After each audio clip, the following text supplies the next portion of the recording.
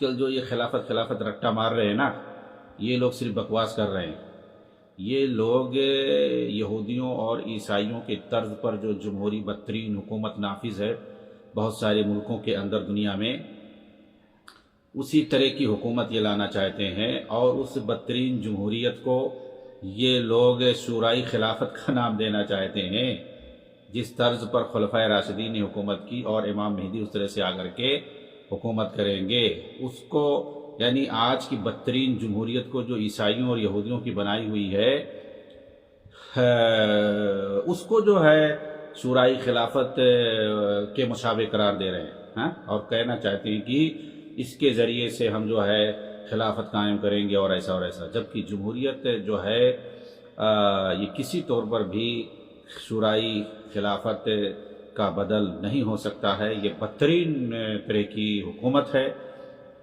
آج کل کی جو جمہوریت ہے، چاہے وہ صدارتی نظام ہو یا پارلیمانی نظام ہو، کسی طرح کا بھی، کیونکہ یہ دو طرح کے نظام آج کل چل رہے ہیں، کہیں پر صدارتی نظام ہے، کہیں پر پارلیمانی نظام ہے، اور اسی طریقے سے کہیں 4 سال کا ٹرم ہوتا ہے، کہیں 5 سال کا ٹرم ہوتا ہے۔ تو اس میں ہوتا کیا ہے، یہ یہودیوں نے ایک سازش سے بنایا ہے، یورپ والوں نے، کہ اس طرح کا جو نظام ہے نا کسی بھی ملک میں نافذ ہوگا، اور ان لوگوں کی پوری کوشش ہے کہ عالمی اسلام کے اندر یہ طریقہ نافذ ہو جائے، اور جہاں پر بادشاہی حکومت قائم ہے اس کا خاتمہ ہو جائے۔ یہ ان لوگ چاہتے ہیں، اور ان کی سارے ایجنٹ ہیں یہ لوگ۔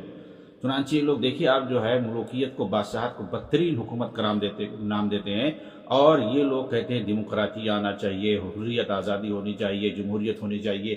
یہ لوگ اس کا نعرہ لگاتے ہیں، یعنی جو یہودیوں اور عیسائیوں کو اور مستشرقین کو اور صہیونیوں کو جو کام کرنا چاہیے وہ ایجنڈا یہ لوگ پورا کرتے ہیں۔ آپ بتائیے، جمہوریت یہ لوگ رٹا لگاتے ہیں، اور جو ابو العلا مودودی نے پہلے اس کو حرام قرار دیا تھا، لیکن وہاں پہنچ کر کے پاکستان کے اندر کیسے اس کو حلال کر دیا، اور یہ نعرہ لگا دیا کہ اس کے ذریعے سے ہم جو ہے حکومت الہیہ قائم کریں گے۔ بتائیے، جو کہ بدترین نظام ہے۔ کیسے بدترین نظام، میں آپ کو بتا رہا ہوں۔ یہ جو ہے 4-5 سال کا جو ٹرم ہے، ہمیشہ جو ہے انتخابات ہوں گے، اور یہ ہے کہ ہر 4-5 سال کے بعد ایک نئی گورنمنٹ آئے گی، نئی حکومت آئے گی۔ یہ کس کی ہوگی؟ کسی نہ کسی ایک جماعت کی ہوگی، پارٹیکولر ایک جماعت کی ہوگی۔ یعنی اس سے پہلے 4 سال 5 سال رہ کر کے حکومت کر کے ایک پارٹی، یعنی کچھ خاص لوگ اس میں ہوں گے، بہت ہوں گے، 2-4 ہزار 5 ہزار، یعنی ملک کے جو ہے آبادی کے حساب سے 1000 2000 4000 5000 10,000، یہ کچھ افراد خاص ہوتے ہیں جو اس پارٹی کے نمائندے ہوتے ہیں، ان لوگوں کی حکومت ہوتی ہے، اور یہ سب لوگ حکومت کے، یعنی ملک کے تمام جو ہے سہولیات پر، اور ملک کے تمام اقتصاد پر اور اس کی پراپرٹی پر، یہ کہہ لیجئے کہ ملک کے تمام وسائل پر وہ لوگ قابض ہو جاتے ہیں، اور پھر وہ لوگ لوٹ مار کرتے ہیں، کرپشن کرتے ہیں، اور اپنا اپنا بناتے ہیں۔ یہی ہر ملک میں ہی کرتے ہیں، چاہے عالمی اسلام ہو یا غیر عالمی اسلام ہو، ہر جگہ جہاں جہاں نافذ ہے۔ آپ خود اپنے ملک کی حالت دیکھ لیجئے کہ جو پارٹی حاکم بن کر کے آتی ہے، جو بھی رولنگ پارٹی ہوتی ہے، وہ لوگ کیا کرتے ہیں، تمام وسائل پہ قابض ہوتے ہیں، اور اس کو وزارتوں میں بانٹ دیتے ہیں، منسٹریوں میں بانٹ دیتے ہیں۔ اس کا وہ مالک ہوتا ہے، حاکم ہوتا ہے، اور اس تعلق سے وہ جس کو چاہتا فائدہ اٹھاتا ہے، اور سب سے زیادہ فائدہ خود اٹھاتا ہے۔ عوام تک کیا جاتا ہے؟ عوام تک 1-2% بھی مشکل سے جاتا ہے، باقی 90 95 98% جو ہے یہ لوگ خود کھاتے ہیں، بناتے ہیں۔ اور اگر آپ دیکھیں گے تو یورپ کے بینکوں میں جو ہے یہ لوگ پیسہ جا کر کے ملک کا جمع کر دیتے ہیں، اور ملک دھیرے دھیرے خسارے کی طرف جاتا ہے، اور بدترین کبھی کبھی اکثر تو بینکرپٹ ہو جاتے ہیں، دیوالیہ ہو جاتے ہیں۔ کیوں ہو جاتے ہیں بھائی؟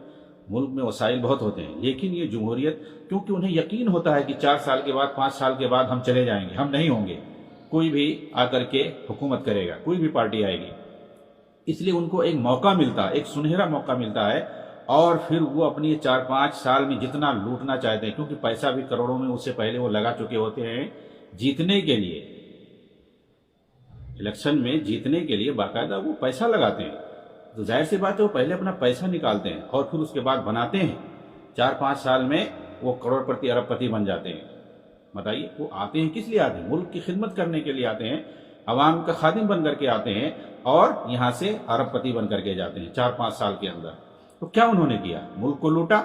تو 4-5 سال میں ایک پارٹی جس کے نمائندے 1000 2000 4000 5000 10,000 میں ہوتے ہیں، وہ لوگ ملک کے تمام وسائل کو لوٹتے ہیں پیٹ بھر کر کے، کوشش و محنت کر کے، پھر اس کے بعد وہ پارٹی چلی جاتی ہے، عوام اس کو نکار دیتی ہے کہ بھائی تم نے کچھ کام نہیں کیا، پھر جو ہے دوسری پارٹی آ کر کے حکومت کرتی ہے۔ یہی ہوتا ہے، وہ لوگ اپنے وعدے کرتے ہیں دنیا بھر کے، وہ آتی ہے پارٹی اور اس طرح سے حکومت کرتی ہے، اس کو بھی 4-5 سال کا موقع ملتا ہے، اور پھر اس کے بعد وہ جو ہے پوری طرح سے مسائل پہ قابض ہوتی ہے اور وہ پھر لوٹنا شروع کرتی ہے۔ اس طریقے سے باری باری ملک کو ایک ایک سیاسی پارٹیاں لوٹتی ہیں، اور ملک کیا ہوتا ہے؟